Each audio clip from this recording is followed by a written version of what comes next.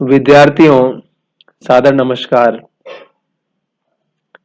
मैं doctor Kalulal Kulmi UGC net Hindi की परीक्षा के लिए अन्य किसी भी परीक्षा के लिए जो हिंदी विषय से संबद्ध हो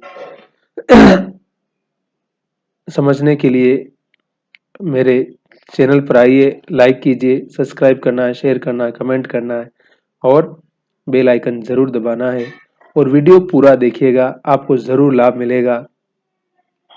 हम लोग प्रेमचंद के प्रसिद्ध उपन्यास गोदान पर परिचर्चा कर रहे थे और मेहता साहब का भाषण हुआ था और मेहता साहब भारतीय स्त्री के आदर्श और त्याग की सराहना करते हुए और पश्चिमी स्त्री की चंचलता और किस प्रकार से वो तमाम जिम्मेदारियों से भाग करके मुक्त जीवन जी रही है, उन सारी चीजों पर बात करते हुए अंत में भारतीय स्त्री के त्याग और आदर्श दंपति के मूल्य की स्थापना करते नजर आते हैं और स्त्री के त्याग को बहुत बड़ा मूल्य बताते हुए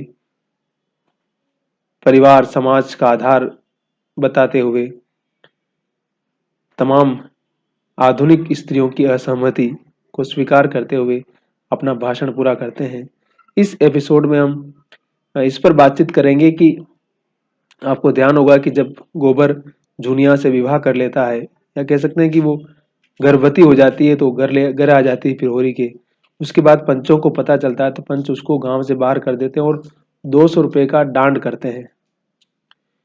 तो इसकी खबर जब राय साहब को लगती है उसके बाद राय साहब क्या क्या करते हैं कि राय साहब न होरी को बचाते हैं न ऐसा कुछ करते हैं, लेकिन वो अपनी जेब भरने का काम पहले करते हैं, जो कि जाहिर सी बात है, जागीरदार जमींदार है तो उसको तो टैक्स चाहिए ना भाई। तो राय साहब इस में क्या क्या करते हैं और अपने पद और पावर का किस प्रकार से इस्तेमाल करते हैं और जो उनके छोटे मोटे जो उनके पिद्दुए थे जो उनके अंडर में थे उनको कैसे लाइन पर लगाते हैं।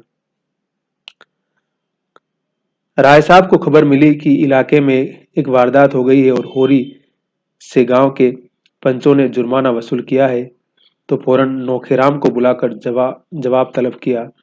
क्यों उन्हें इसकी इतला नहीं दी गई? ऐसे नमक हराम दगाबाज आदमी के लिए उनके दरबार में जगह नहीं है। नौखेराम ने इतनी गालियां खाई तो जरा गर्म होकर बोले, मैं अकेला थोड़ा ही था, गांव के और पंच भी थे, मैं अकेला क्या कर लेता। अब नौखेराम कहता है उनको, राय साहब को, कि मैंने अकेले ने कुछ नहीं किया है, बाकी पंच भी थे और सबने खाया पैसा। तो राय साहब ने उनकी तोंद की तरफ भाले जैसी नुकीली दृष्टि से देखा। मत बको जी, तुम्हें उसी वक्त कहना चाहिए था जब तक सरकार को इत्तला न हो जाए मैं पंचों को जुर्माना न वसूल करने दूंगा। पंचों को मेरे और मेरी रियाया के बीच में दखल देने का हक क्या है? इस डांड बांध के सिवा इलाके में और कौन सी आमदनी है? अब देखिए, राय साहब को डांड चाहिए, मैंने कहा दंड तो लेंगे ना वो, असल में मामला मैंने कहा ना पैसे का है। हर जगह समस्या अर्थ की है।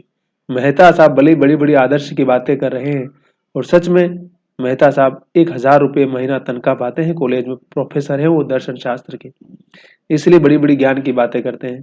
लेकिन राय साहब तो पूरी रियासत के मालिक हैं, फिर भी उनको डांड चाहिए, क्योंकि मैंने कहा ना कि खर्चे बहुत है ना, बड़े लोगों की बड़ी बातें होती है और होरी की औकात क्या है, वो तो कुछ भी नहीं है।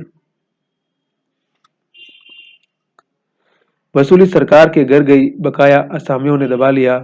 तब मैं कहाँ जाऊं, क्या खाऊं तुम्हारा सिर, ये लाखों रुपए साल का खर्च कहाँ से आए? खेद है कि 2 पुश्तों से कारिंदीगिरी करने पर मुझे आज तुम्हें यह बात बतलानी पड़ती है। कितने रुपए वसूल वसूल हुए थे होरी से? नौखेराम ने सिर पिटाकर कहा, 80 रुपए। नकद? नकद उसके पास कहाँ थे हुजूर, एक कुछ अनाज दिया, बाकी मैं अपना घर लिखा लिया। राय साहब ने स्वार्थ का पक्ष छोड़कर होरी का पक्ष लिया। अच्छा, तो आपने और बगुला भगत पंचों ने मिलकर मेरे एक मातबर आसामी को तबाह कर दिया। मैं पूछता हूँ, तुम लोगों को क्या हक था कि मेरे इलाके में मुझे इत्तला किए बगैर मेरे आसामी से जुर्माना वसूल करते?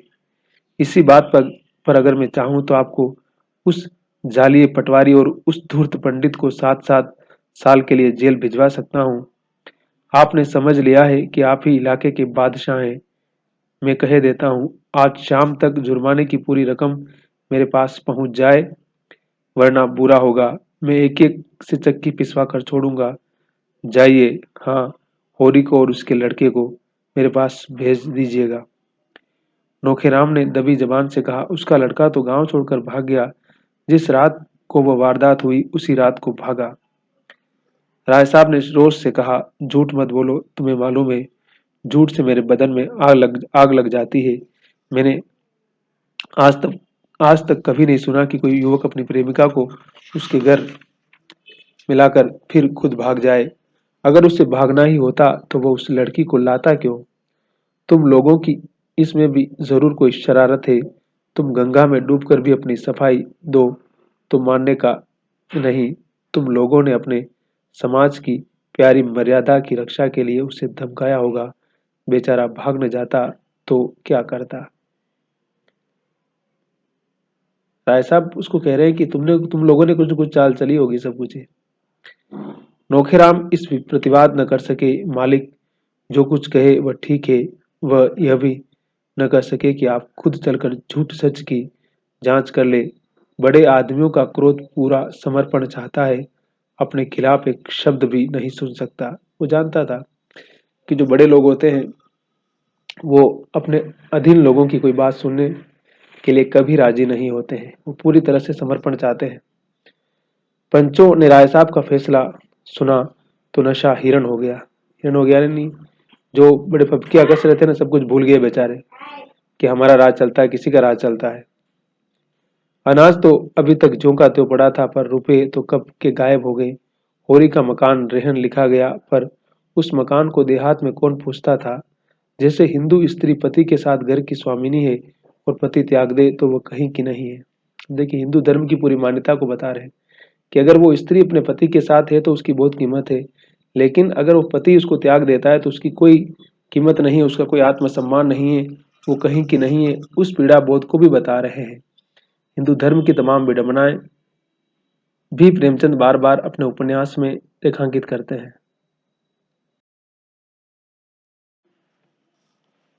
तो प्रेमचंद क्या इशारा कर रहे हैं? प्रेमचंद इशारा कर रहे हैं कि हिंदू धर्म की जो तमाम मान्यताएं हैं उसमें स्त्री का स्वतंत्र कहीं अस्तित्व ही नहीं है। जो आपके मनु महाराज ने बहुत पहले ही कहा था ना कि स्त्री जब पैदा होती है लड़की तो पिता के अधीन, शादी होने के बाद पति, और बूढ़ी होने के बाद अपनी संतान के अधीन उसको रखना है। अगर आपने उसको आजाद कर दिया तो समाज को नष्ट कर देगी। तो इस प्रकार की जो मान्यताएं हैं उसने उस वास्तविकता को भी दर्ज किया है। और देखिए, थोड़ी देर पहले हम पढ़ रहे थे ना कि मेहता साहब स्त्री के त्याग की बात कर रहे थे, तो स्त्री का त्याग और बलिदान कई बार उसी के लिए जंजाल और उसी के लिए बाधा बन जाती है। तो होरी के घर का उदाहरण देते हुए कि होरी का घर उसके लिए बहुत दुनिया की सबसे बहुमूल्य निधि है, लेकिन हमारे लिए उसकी कोई कीमत नहीं है क्योंकि वो गांव में है। उसकी क्या कीमत है? लेकिन होरी तो गांव में ही रहता है, तो उसे तो ठिकाना चाहिए ना। बस यही वास्तविकता है। उसी तरह यह घर होरी के लिए लाख रुपए का है, पर उसकी असली कीमत कुछ भी नहीं। और इधर राय साहब बिना रुपये लिए मारने के लिए नहीं। यही होरी जाकर रो आया होगा। फटेश्वरी लाल सबसे ज्यादा भयभीत थे, उसकी तो नौकरी चली जाएगी। चारों सज्जन इस गहन समस्या पर विचार कर रहे थे, पर किसी की अक्ल काम न करती थी। एक दूसरे पर दोष रखता था। फिर खूब झगड़ा हुआ। अभी आपस में ही झगड़ने लगे क्योंकि राय साहब ने इनको बम्बू घुसा दिया ना बराबर, तो लाइन पे आ गए ये भी। पटेश्वरी ने अपनी लंबी शंकाशील गर्दन हिलाकर कहा, मैं तो मना करता था कि होरी के विषय में इसे चुप्पी साध कर रह जाना चाहिए। गाय के मामले में सबको तावान देना पड़ा, इस मामले में तावान ही से गला न छूटेगा, नौकरी से हाथ धोना पड़ेगा। तावान मतलब कुछ पैसा रिश्वत की बात है। तो बोल रहा है कि वहां तो ठीक है हमने काम चला दिया, लेकिन इस बार हमारी नौकरी भी चली जाएगी, हमारा धंधा हमारा काम भी बंद हो जाएगा। और मैं पहले ही आपको मना कर रहा था, लेकिन आप लोग मेरी सुनते कहाँ हैं? आप तो मेरी बात न समझते हैं न सुनते हैं, मैं क्या करूं।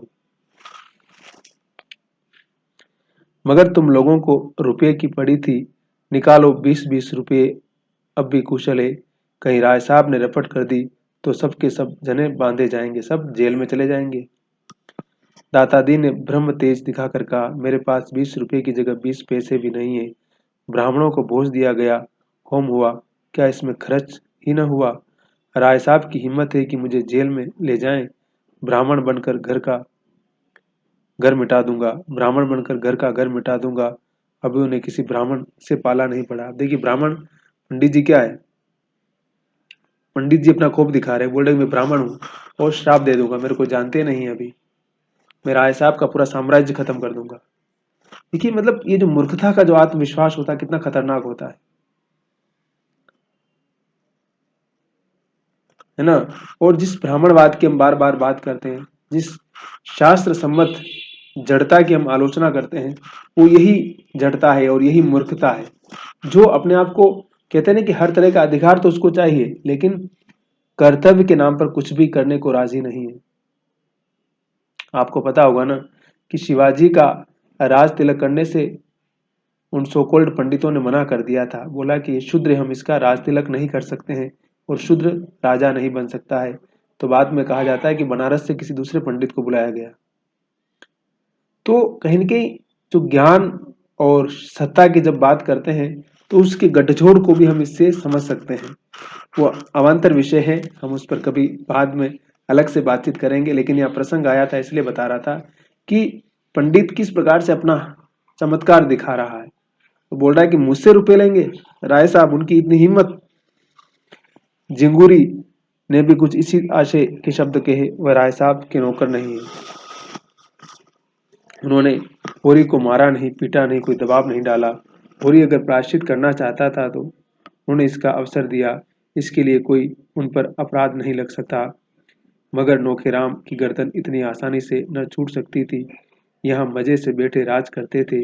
वेतन तो 10 रुपये से ज्यादा न था, पर 1000 साल की ऊपर की आमदनी थी। मतलब वेतन तो सिर्फ 10 रुपया महीना, मतलब कितना हो रहा है, 120 रुपये साल का हो रहा है, लेकिन वो साल का 1000 रुपया ऊपर से कमा रहा है।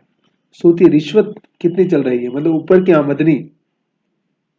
इसमें कहा ना उस कौन सी कहानी है प्रेमचंद की, नमक का दारोगा, उसमें उसके नायक से पिता कहता है कि वेतन तो पूर्णमासी के चांद की तरह है, जो अमावस्या आते आते खत्म हो जाता है। तुम्हें ऊपर की आमदनी पर ध्यान देना है कि ऊपर से कितना कमा सकते हो तुम, वेतन से कुछ नहीं होता है। और हम सब लोग तो वेतन भोगी लोग हैं, हमारी तो कोई ऊपर की इनकम नहीं है। अध्यापक क्या कमाएगा, और वो भी प्राइवेट आदमी। सरकारी अध्यापक ही जब कुछ नहीं कमा सकता है तो हम क्या कमाएंगे। कमाते कौन है, ठेकेदार है, ये लोग कमाने वाले भाई, बड़े अधिकारी है, जो चाहे महीने की सैलरी उनकी 40,000 हो 50,000 हो, लेकिन ऊपर से वो साल के 50-60 लाख रुपए कमा लेते हैं ठेकेदारी में। ठेकेदारों से पैसा लेना, बाकी तमाम तरह के बिल पास करना। तो यहाँ पर यही बात कह रहा है नौखेराम की भाई नौकरी तो बहुत छोटी है, लेकिन ऊपर की कमाई कितनी है देखो ना। तो वो भी तो मुझे देखना होगा अपना जुगाड़ ना भाई। अगर मैं उसके चक्कर में नौकरी ही चली गई मेरी, तो मेरी सारी इनकम बंद हो जाएगी और मैं तो रोड पर आ जाऊंगा। और मैं इस तरह का कोई भी उपक्रम नहीं करना चाहता हूं। यस, सैकड़ों आदमियों पर हुकूमत, 4-5 प्यादे हाजिर, बेगार में सारा काम हो जाता था। देखिए फोकट में सारा काम हो जा रहा है, रुतबा भी चल रहा है और इनकम भी हो रही है, और लोग आकर के यस सर कर रहे हैं। और क्या चाहिए। थानेदार तक कुर्सी देते थे, ये चैन उन्हें और कहाँ था। और पटेश्वरी तो नौकरी के बदौलत महाजन बने हुए थे, कहाँ जा सकते थे। 2-3 दिन इसी चिंता में पड़े रहे कि कैसे इस विपत्ति से निकले। आखिर उन्हें एक मार्ग सूझ गया। कभी कभी कचहरी में उन्हें दैनिक बिजली देखने को मिल जाती थी। यदि एक गुमनाम पत्र उसके संपादक की सेवा में भेज दिया जाए कि राय साहब किस तरह असामियों में जुर्माना वसूल करते हैं, तो बचा तो बच्चा को लेने के देने पड़ जाएं। नौकेराम भी सहमत हो गए। दोनों ने मिलकर किसी तरह एक पत्र लिखा और रजिस्ट्री से भेज दिया। अब क्या कह रहे हैं कि गुमनाम चिट्ठी लिख देते हैं बिजली के संपादक को कि राय साहब जबरदस्ती में परेशान कर रहे हैं और असामियों को लूट रहे हैं। और बिजली के संपादक तो इसी ताक में थे राय साहब को रेतने के लिए। उनको तो अच्छा मौका मिल रहा है। संपादक ओंकारनाथ तो ऐसे पत्रों की ताक में रहते थे। पत्र पाते ही तुरंत राय साहब की को सूचना दी। उन्हें एक ऐसा समाचार मिला जिस प्रकार जिस प्रकार विश्वास करने की उनकी इच्छा न होती, पर संवाददाता ने ऐसे प्रमाण दिए कि सहसा अविश्वास भी नहीं किया जा सकता। अब जैसे ही चिट्ठी मिली, राय साहब को बोल दिया कि देखिए आपके खिलाफ चिट्ठी आई है, अब क्या करना बोलिए आप। क्या है सच है कि राय साहब ने अपने इलाके के आसामी से 80 रुपये तावान इसलिए वसूल किए कि उसके पुत्र ने एक विधवा को घर में डाल दिया था। अब ये सारा मामला राय साहब के ऊपर आ जाता है। गोबर जो शादी करता है ना दुनिया से, विधवा से शादी की थी ना भाई, विधवा विवाह हो रहा है। तो मैंने कहा ना कि समाज की मान्यता को तोड़ रहा है ना, विधवा विवाह नहीं कर सकती है ना, यही हिंदू धर्म की महानता है। और गोबर ने एक काम कर दिया। तो ये सारा का सारा इन लोगों ने क्या किया कि सारा का सारा दारोमदार चिट्ठी के माध्यम से नौकेराम ने राय साहब के ऊपर ही डाल दिया। संपादक का कर्तव्य उन्हें मजबूर करता है कि वह मामले की जांच करे और जनता के हितार्थ उसे प्रकाशित कर देंगे। संपादक जी दिल से चाहते थे कि ये खबर गलत हो, लेकिन उसमें कुछ भी सत्य हुआ तो वह उसे प्रकाश में लाने के लिए विवश हो जाएंगे। मैत्री उन्हें कर्तव्य पथ से हटा नहीं सकती। अब संपादक कहते हैं कि मित्रता अपनी जगह लेकिन मेरा काम अपनी जगह। अगर ये बात सही निकली कि आपने एक विधवा जब विवाह कर लेती है तो उसके को गलत मान करके आपने उससे पैसा वसूल किया और जुर्माना वसूल किया, तो आप खुद फंस जाएंगे। मैं इसकी पूरी तहकीकात करूंगा, पूरा पता करूंगा। राय साहब ने सूचना पाई तो फिर सिर पीट लिया। पहले तो इसकी कोई उत्तेजना हुई कि जाकर ओंकारनाथ को गिनकर 50 हंटर जमाए और कह दे जहां वह पत्र छापना है वहां यह समाचार भी छाप देना, लेकिन इसका परिणाम सोचकर मन शांत किया और तुरंत उनसे मिलने चले। अगर देर की और ओंकारनाथ ने यह संवाद छाप दिया तो उनके सारे यश में कालिमा पुत जाएगी। अब राय साहब मैंने कहा ना कि जागीरदार थे इसूल इलाके के ना, तो उनका पूरा यश, उनका सम्मान, उनकी कीर्ति खत्म हो जाएगी कि एक विधवा ने पुनर्विवाह किया और राय साहब उसी से पैसा वसूल कर रहे हैं, उसी को डांट दे रहे हैं, उसी को सजा दे रहे हैं।